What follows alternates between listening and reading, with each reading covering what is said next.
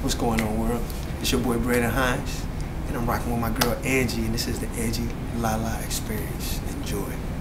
Hey, what's up? This is Dondria, aka Fat Fat, and you have to make sure that you tune into the Angielala Experience. What's up? This is Trey Songz, and you're watching the Angielala Experience.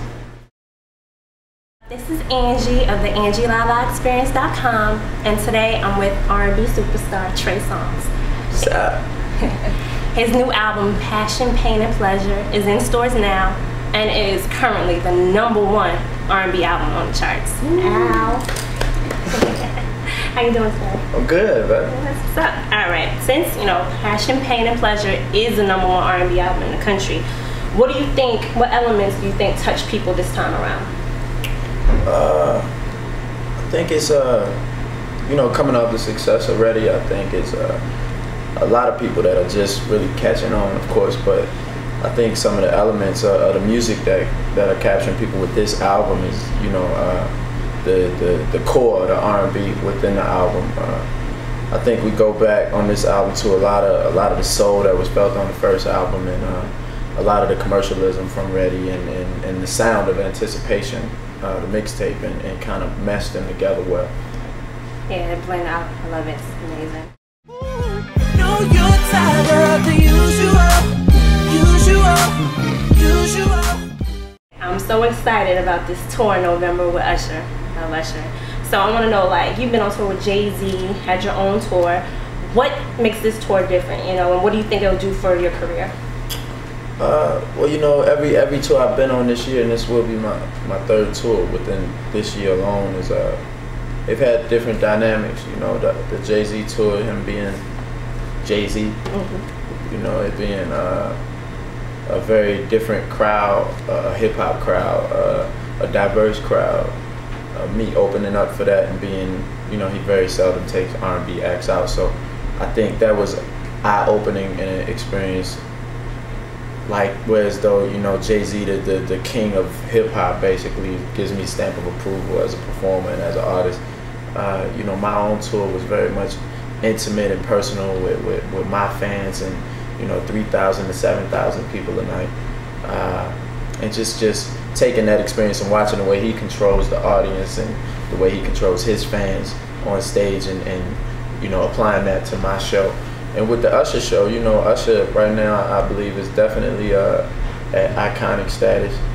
You know, he's come back and did it again with an amazing album, and you know, with the re-release having more pop records on it, I feel, you know, I bring a new sense of R&B to it. Right. You know, and Usher's already a solidified performer. He's already very much, like I said, an icon. So, you know, it does amazing things for my career, because once again, it's a stamp of approval from a living legend per se, saying that I'm good enough to go out on tour. Right. Going from a hip hop icon to R&B icon. I like that. That's amazing. The world spins time and time again. Look at myself, wondering where I've been. Your songs on your album, like, they're really good.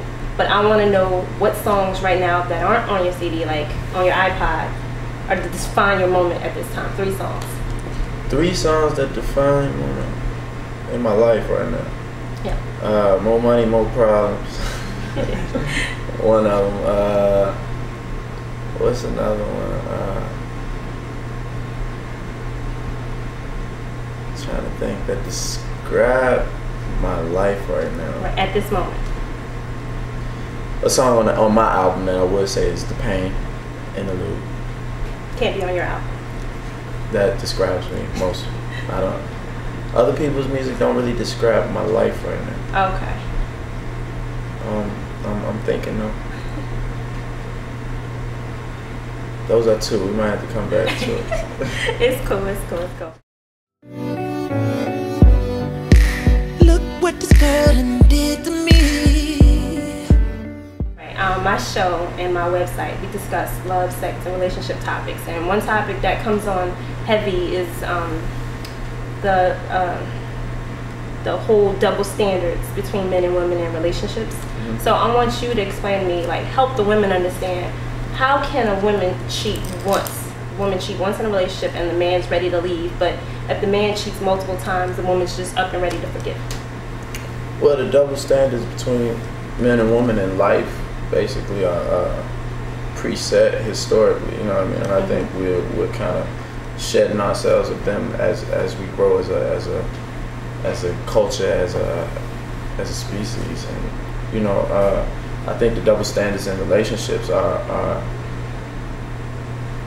what women need to grow themselves out of. I don't think that's something that they should allow. I think because if you look at the history of time, from women not being able to from the man being, of course, the dominant figure, and the woman being inferior to the man in history, and coming up to where we are now, where women are voting, women are business people, women are presidents and owners of things. You know, I think it's no different in a relationship sense. I think you have to shed yourself of that, you know, because it's what you allow.